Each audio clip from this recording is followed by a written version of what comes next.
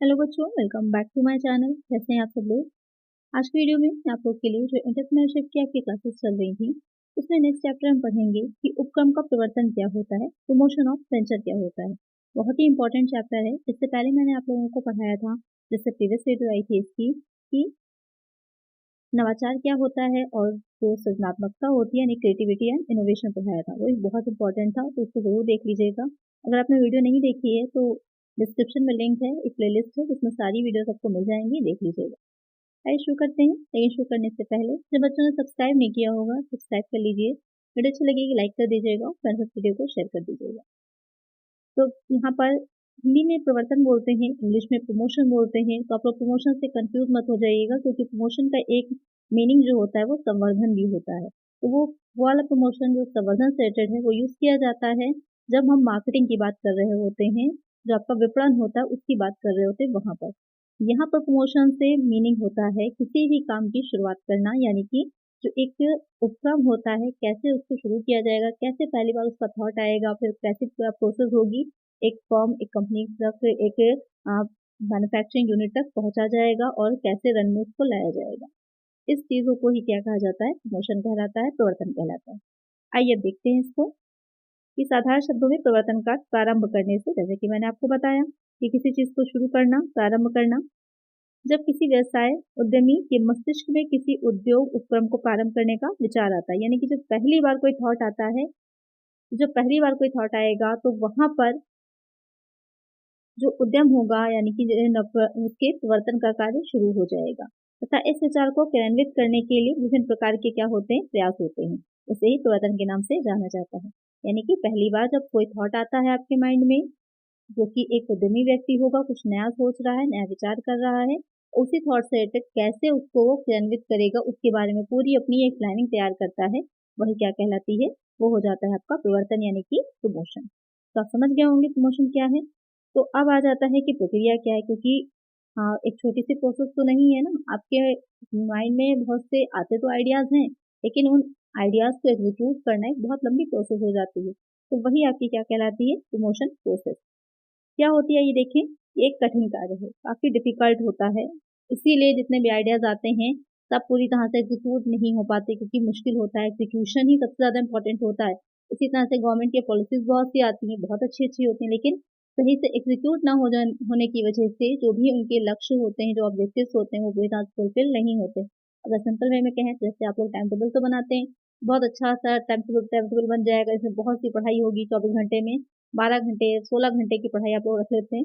लेकिन क्या होता है, पढ़ पाते हैं उतना? ऐसा नहीं है।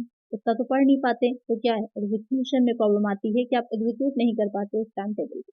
वही चीज यहाँ पर भी होती है प्रवर्तन में भी, कि जो थॉट आया है उसको एग्जीक्यूट करना सही ढंग से, वो एक क्या हो जाएगा, कठिन कार्य होता है।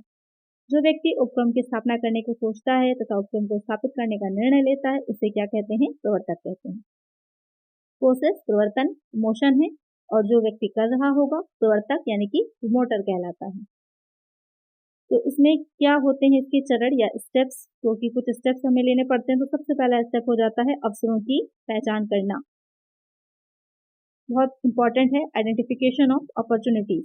सेकंड हो जाएगा उद्यमशील वातावरण का विश्लेषण करना, अब इसे हम डिटेल में भी समझेंगे। प्रारंभिक तैयारियां करना और पूंजी के स्रोतों का प्रबंध करना, उपक्रम संरचना का निर्माण करना। तो ये स्टेप्स होते हैं जिनके बेसिस पर जो प्रवर्तन का काम है वो किया जाता है। तो आइए देखें स्टेप्स को एक एक करके क्या है। पहला पॉइंट है अवसरों की पहचान करना। तो अभी तक जितना एंटरप्रेन्योरशिप के बारे में मैंने आपको बताया है, इसका तो आप समझ ही गए होंगे कि मार्केट में बहुत नए नए तरह की अपॉर्चुनिटीज आती रहती हैं। उन अपॉर्चुनिटीज को पहचानना, उन अवसरों को पहचानना, जैसे कि कोविड ही का टाइम था, ऐसा तो बहुत खराब वक्त रहा है सभी के लिए, लेकिन बहुत से लोगों के लिए अवसर की तरह भी रहा। बहुत सी नई नई चीजें डेवलप हुई, जैसे मास्क का अगर कहाँ कहें तो पहले कौन इतना यूज करता था, कोई भी नहीं करता था। बहुत ज्यादा जो पोल्यूटेड सिटीज थी वहां पर लोग कर लेते होंगे, वरना जनरली हम लोग कोई यूज नहीं करते थे मास्क का। लेकिन अब मास्क का कितना ज्यादा बढ़ गया था, अब तो वैसे काफी कम हो चुका है, लेकिन बीच में बहुत ज्यादा इसका बिजनेस बढ़ गया था। सैनिटाइजर है, बहुत कम लोग यूज करते थे, लेकिन जो कोविड टाइमिंग थी उसमें बहुत ज्यादा लोगों ने यूज किया उसे, तो इस वजह से क्या हुआ, तो इसका बिजनेस भी काफी हद तक बढ़ा। और अगर हम बात करें ऑनलाइन सेक्टर में, तो आज के टाइम में जितनी भी चीजें ऑनलाइन हुई हैं वो कोविड के टाइमिंग से बहुत ज़्यादा हो गई हैं। तो एक तरह तो काफ़ी ऐसा टाइम था जो याद नहीं किया जाएगा, लेकिन अगर हम अवसरों की अगर बात करें तो वो उस टाइमिंग में अवसर भी बहुत रहे हैं। तो वही वक़्त होता है कि इसी तरह के मार्केट आपको वातावरण जो एनवायरनमेंट है वो अवसर देता रहता है, उन अवसरों को पहचानना, उन अवसरों से रिलेटेड चीज़ों को बनाना। तो इसमें इन्होंने कुछ पॉइंट्स बताए हैं अपने। पहला पॉइंट क्या है? किसी नए आविष्कार से समाज के लिए उपयोगी नवीन उत्पाद का निर्माण किया जा सकता है। दूसरा है, किसी उत्पाद के निर्माण में परंपरागत सामग्री के स्थान पर नई सामग्री का यूज़ किया जा सकता है। किसी उत्पाद या सेवा के वितरण के लिए नए वितरण माध्यम का उपयोग किया जा सकता है। अगर जैसे कि निर्माण में जो आप पहले से यूज़ कर रहे, जैसे कहें कि पेट्रोल और डीजल से गाड़ियाँ चल रही थी, लेकिन आज के टाइम में सीएनजी यूज़ हो रही है, तो क्या है, इको फ्रेंडली भी हो जाता है, हमारे पर्यावरण के लिए, एनवायरनमेंट के लिए भी अच्छी है, और साथ में अगर बात करें तो बजट में भी रहती है। किसी विद्यमान उत्पाद में सुधार करके नए उत्पाद को ला सकते हैं। किसी उत्पाद के निर्माण में परंपरागत यानी कि जो आप अभी तक टेक्निक से आप काम कर रहे थे, उसकी जगह नई टेक्निक को लेकर के आना। जनता की समस्या और आवश्यकताओं को ध्यान में रखकर नए उत्पाद का निर्माण किया जा सकता है कि जो-जो प्रॉब्लम्स आ रही हैं, क्योंकि जो भी एक एंटरप्रेन्योर होता है, उसका काम ही यही होता है कि वो प्रॉब्लम्स को समझता है कि क्या है मार्केट में, और उनका ही सॉल्यूशन ढूँढकर जो भी मार्केट को देता है। तो वहीं से सबसे इम्पोर्टेंट होता है कि क्या प्रॉब्लम है, पहले ये पहचानिए, उसके बाद उनका सॉल्यूशन ढूँढिए। जितना अच्छा सॉल्यूशन होगा, मार्केट में उतनी ही अच्छी पकड़ होती है। तो ये सारे पॉइंट्स हैं, एक बार देख लीजिएगा। कि किसी विद्यमान उत्पाद का विपणन उन बाज़ारों में किया जा सकता है जिसमें अभी तक उस उत्पाद को नहीं भेजा गया था या प्रवेश नहीं हुआ था। जैसे कि अगर हम बात करें, बहुत सी चीज़ें थी पहले के टाइम में, जो छोटे एरिया में है, विलेज हैं या फिर जो टाउन एरिया है, वहाँ पर नहीं थी।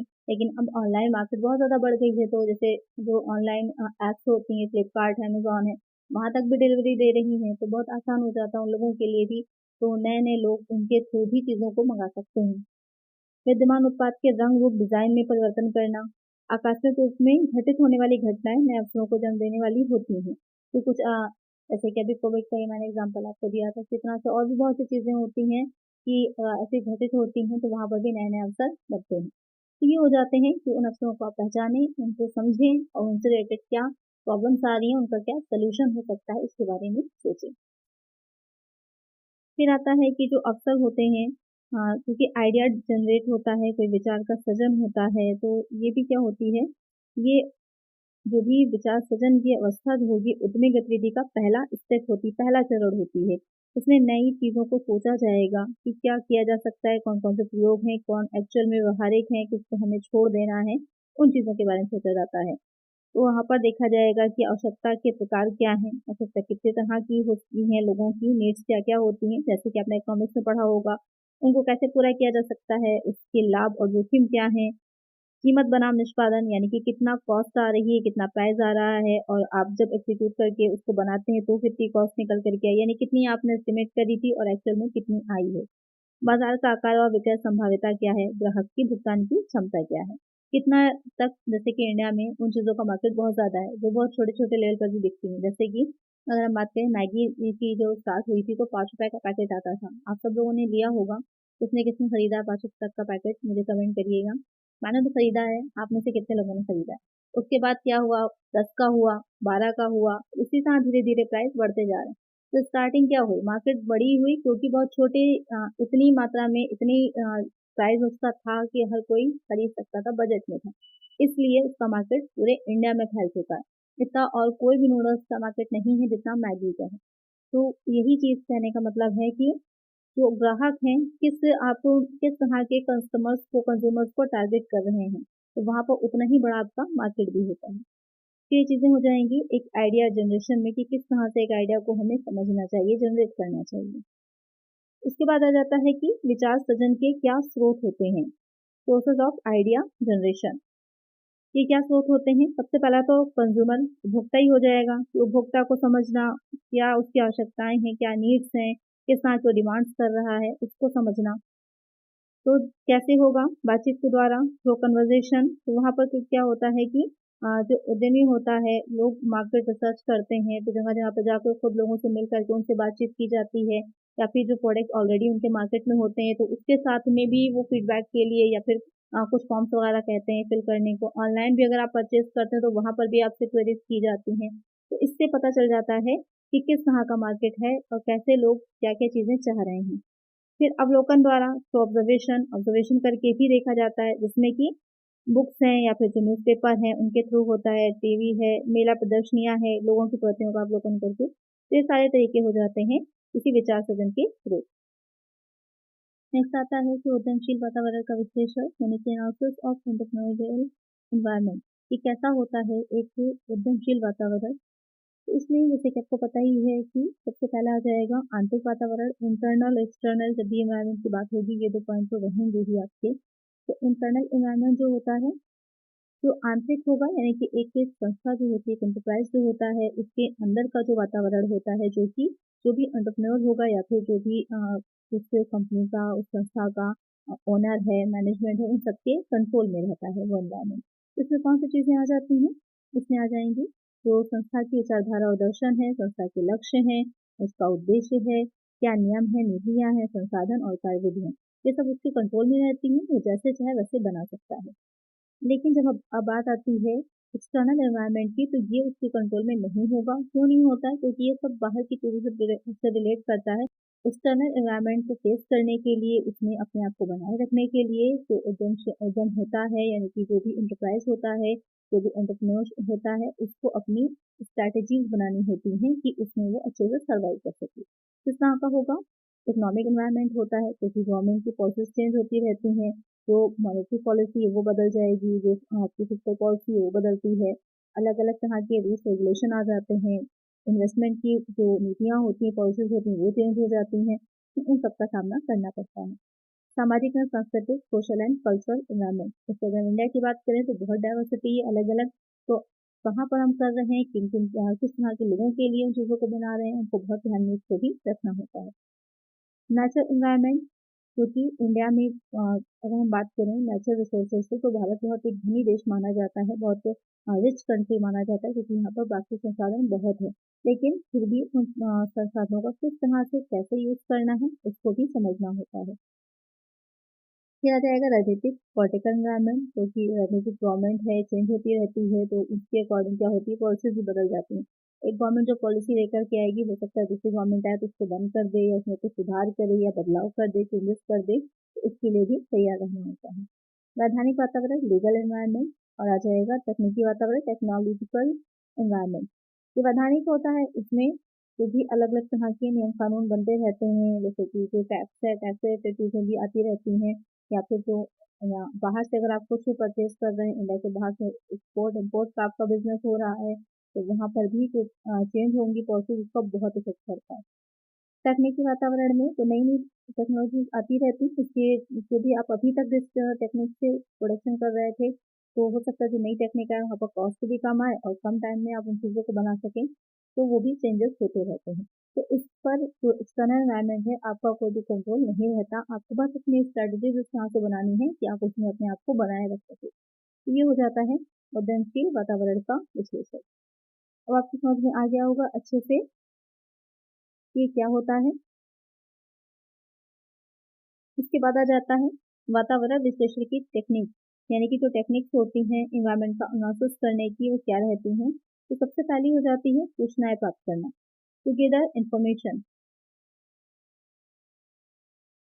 तो इसमें सबसे पहला हो जाता है सूचनाएं एकत्र करना, यानी कि टू गैदर इंफॉर्मेशन। तो बहुत इंपॉर्टेंट है, जो इंफॉर्मेशन है वो आपके पास हो। जब तक आपके पास चीज़ों के बारे में जानकारी नहीं रहेगी कि क्या क्या चेंजेस हो गए, तो आप उस चीज़ को फेस भी नहीं कर सकते। आप तो पुराने पैटर्न पे चल रहे होंगे और नई चीज़ें बदल चुकी होंगी, तो वहाँ पर नई चीज़ों की जानकारी रखें। जैसे कि कैसी सूचनाएं हैं कि कर्मचारियों एवं अधिकारियों की नियुक्ति, केंद्र एवं राज्य सरकारों द्वारा प्रकाशित सूचनाएं, निजी संस्थाओं द्वारा कराए गए सर्वे एंड सर्वे रिपोर्ट, अंतर्राष्ट्रीय एजेंसीज द्वारा प्रकाशित रिपोर्ट, इन सारी चीज़ों की जानकारी रखना, उनकी इंफॉर्मेशन रखना भी ज़रूरी होता है। इसीलिए हर संस्था में जो इंफॉर्मेशन कलेक्ट कर रहा है, वो वाला जो सेक्टर होता है बहुत ही इंपॉर्टेंट होता है, क्योंकि सही इंफॉर्मेशन को सही समय पर मिलना बहुत ज़रूरी होता है। फिर होगा अनुमान करना, तो फॉरकास्ट। तो बहुत सी तरह की चीज़ें रहती हैं, जैसे फॉरकास्टिंग बहुत इंपॉर्टेंट हो जाती है। एक तो कोई भी काम करने के लिए आपको प्लानिंग करनी होती है। प्लानिंग के लिए सबसे पहले आपको क्या होता है, फोरकास्टिंग करना होता है, इसका अनुमान लगाना होता है किसी भी चीज़। तो यहाँ पर क्या है कि भविष्य की घटनाओं का अनुमान लगाने के लिए पूर्वानुमान विधि का ही उपयोग किया जाता है। इसके लिए क्या होता है, बहुत सी सूचनाएं प्राप्त करता है, उन्हीं के बेस पर जो उद्यमी होता है वो अपनी आगे की प्लानिंग तैयार करता है। फिर आता है बाजार सर्वेक्षण, मार्केट सर्वे।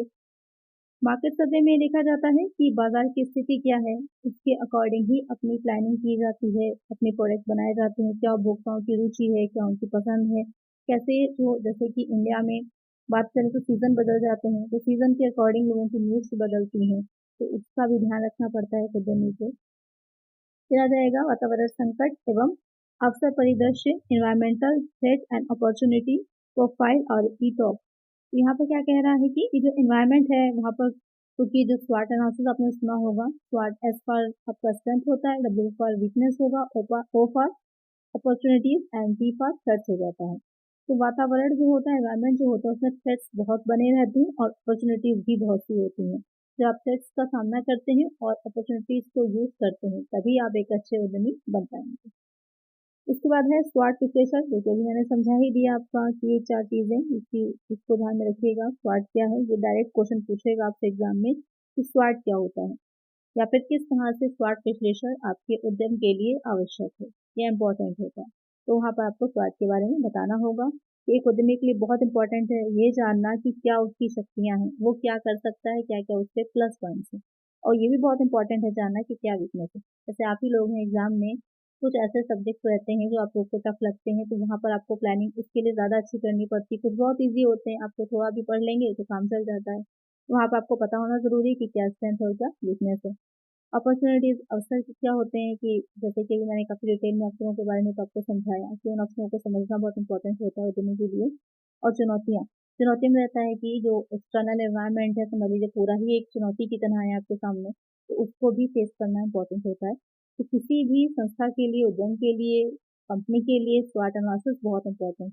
और स्वाट को सिर्फ आप एक कंपनी से या एक एंटरप्राइज से नहीं जोड़ सकते, स्वाट हर जगह यूज होता है। आप अपना भी स्वाट एनालिसिस कर सकते हैं या अपने जो भी आपने बनाया है आगे की फ्यूचर के लिए प्लानिंग, उसका भी स्वाट एनालिसिस कर सकते हैं। ये बहुत इंपॉर्टेंट चीज़ है, इसको याद रखिएगा, उसको अपनी लाइफ में इम्प्लीमेंट भी करा करिए, बहुत इंपॉर्टेंट चीज़ है। उसके बाद नेक्स्ट आ जाता है प्रारंभिक तैयारियां करना, प्रिलिमिनरी प्रिपरेशन। कि प्रारंभिक तैयारियां क्या होती हैं, प्रिलिमिनरी प्रिपरेशन क्या होती हैं, कि अवसर को हमने तलाश कर लिए, अवसरों को हमने देख समझ लिया, उसके बाद इम्पोर्टेंट होता है कि उन अवसरों को समझ करके हमने उनका वैल्यूएशन कर लिया, मूल्यांकन कर लिया। उसके बाद हमें होता है इम्पोर्टेंट उसको एक व्यवसाय का रूप देना, यानी कि एग्जीक्यूट करना। इसके लिए क्या करते हैं, आंतरिक एवं बाह्य वातावरण का विश्लेषण के बाद एक उद्यमी क्या करता है, निम्नलिखित तैयारियां करता है। क्या है प्रिपरेशन, सही देखते हैं। पहला है कि सर्वप्रथम उपक्रम के लक्ष्यों और उद्देश्यों का निर्धारण करना, कि किस ऑब्जेक्टिव से, किस पर्पज से वो कार्य किया हम कर रहे हैं, अपना बिजनेस हम शुरू करना चाह रहे हैं, उनको डिफाइन करना बहुत इंपॉर्टेंट है। दूसरा हो जाता है कि उपक्रम की स्थापना स्वामित्व की किस प्रारूप के अंतर्गत की जाएगी, क्योंकि बहुत से होते हैं, अभी आगे आप पढ़ेंगे भी कि सोल प्रोप्राइटरशिप होती है एकाकी, पार्टनरशिप होती है साझेदारी, सिर्फ अथवा पूंजी वाली ज्वाइंट स्टॉक कंपनी होती है, जिसमें भी आपकी प्राइवेट और पब्लिक दो तरह की कंपनी हो जाती है। तो किस तरह का आपका बिजनेस का स्वरूप रहेगा, फॉर्म रहेगा, बहुत इंपॉर्टेंट ये भी देखना होता है। और डिपेंड करता है कि आप कितने बड़ा बिजनेस कर रहे हैं, किस तरह का बिजनेस कर रहे हैं, आगे हम पढ़ेंगे इस चैप्टर में इसको भी। किसी उत्पाद या सेवा का चयन कर लेना चाहिए। उत्पाद या सेवा का चयन एक महत्वपूर्ण कार्य है, क्योंकि भविष्य में उत्पाद या सेवा की मांग पर ही उपक्रम की प्रगति निर्भर है।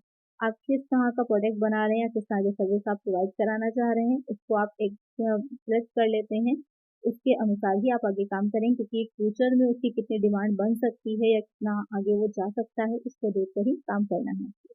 उसी पर ही टिकी होगी आपकी संस्था की आगे की प्रोग्रेस। फिर आ जाएगा उपक्रम के लिए स्थान का चयन करना।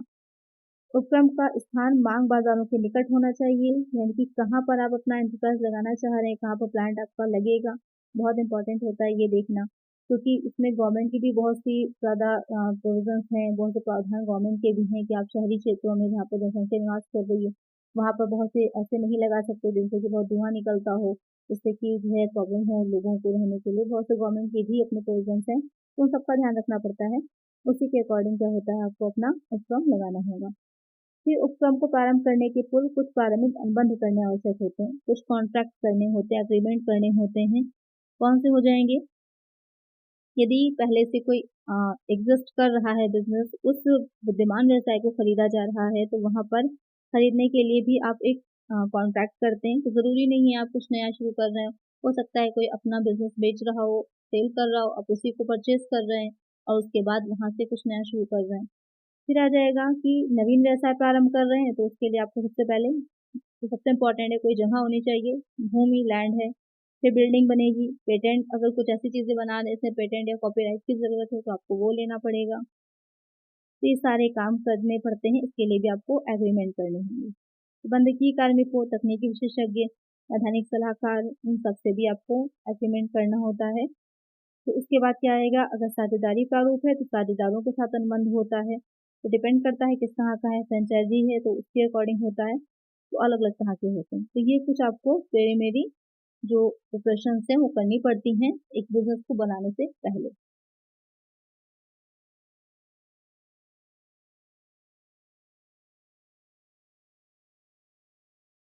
उसके बाद आ जाता है पूंजी के स्रोतों का प्रबंध करना, management of source of capital, ये सबसे इम्पोर्टेंट है क्योंकि सब कुछ तो काम आपने कर लिया, अगर फाइनेंस नहीं है आपके पास तो आप आगे कुछ भी नहीं कर पाएंगे, क्योंकि भूमि खरीदना हो, भवन बनाना हो, पेटेंट करवाना हो, आपको जो रॉ मटेरियल चाहिए हैं या मशीनरी चाहिए, इन सबके लिए क्या लगेगा, इन सबके लिए फाइनेंस लगेगा। तो फाइनेंस को कैसे कलेक्ट करा जाए, क्योंकि अगर छोटे पैमाने पर है तो या फिर आपका एकल व्यवसाय है तो आप अपना भी लगा सकते हैं जो आपके पास अगर अवेलेबल हो। अगर आप बड़े पैमाने पर करना चाह रहे हैं तो वहाँ पर आपको अलग-अलग स्रोतों से, अलग-अलग सोर्सेस से फाइनेंस को कलेक्ट करना पड़ता है। तो यहाँ पर 2 प्रकार दे रखे हैं। एक इसको जो क्या कहते हैं पूंजी को या वित्त को किसी भी व्यवसाय का जीवन रक्त भी कहा जाता है। क्योंकि समझ लीजिए जिस तरह से बॉडी में ब्लड का सर्कुलेट होना इम्पोर्टेंट है, इसी तरह से जो मनी होती है, जो पूंजी होती है, कैपिटल होती है, उसका किसी बिज़नेस में होना इम्पोर्टेंट है। उसके बिना बिज़नेस रुक जाएगा। तो 2 प्रकार की होती है, स्थायी और कार्यशील। स्थायी पूंजी यानी कि फिक्स्ड कैपिटल कौन सी होती है? फिक्स्ड कैपिटल वो होती है जो कि आपकी जो शेयर्स होते हैं, डिबेंचर्स होते हैं या फिर जो लोन्स लिए जाते हैं, ये हो जाती है फिक्स्ड कैपिटल। तो वो जहाँ पर आपने पढ़ाई होगा तो कंपनी लॉ में भी मैंने इसके बारे में आपको पढ़ाया हुआ है कि अंश क्या होते हैं, किस तरह से इनको निर्मित किया जाएगा, इशू किया जाता है, डिटेल में समझाया हुआ है। वही चीज़ आ जाएगी। कहाँ से आपको मिल सकती है? तो भारतीय औद्योगिक वित्त निगम है, आईएफसीआई इसे कहते हैं।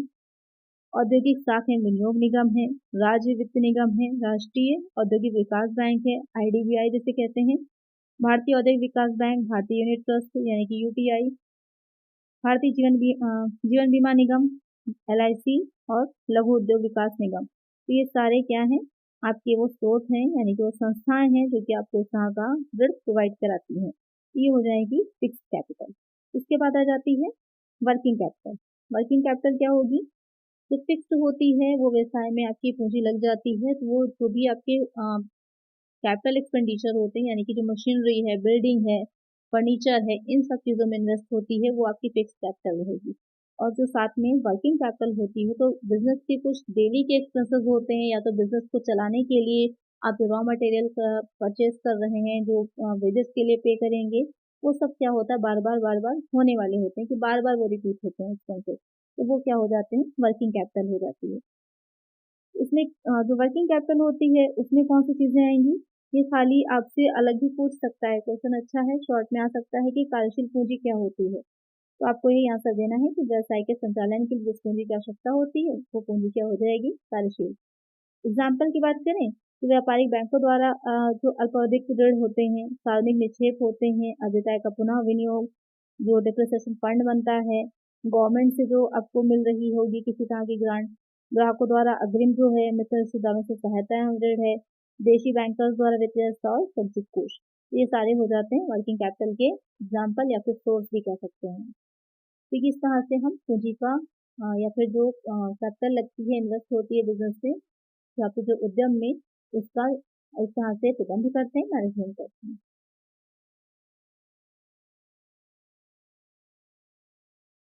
अब आ जाएगा कि आपने सारा कार्य कर लिया, आइडिया जनरेशन हो गया, सब आपने अच्छे से उसको समझ लिया, अपनी पूरी स्ट्रैटेजी तैयार कर ली, आपने व्यवसाय के लिए जो आपको वित्त चाहिए था, फाइनेंस चाहिए था, वो भी मिल गया।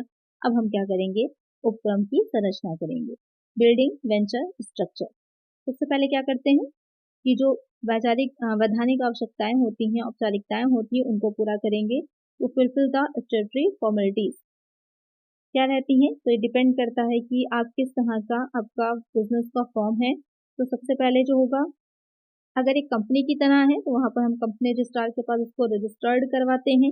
एकाकी व्यवसाय या फिर साझेदारी है तो आपको रजिस्टर्ड करना कंपलसरी नहीं होता है।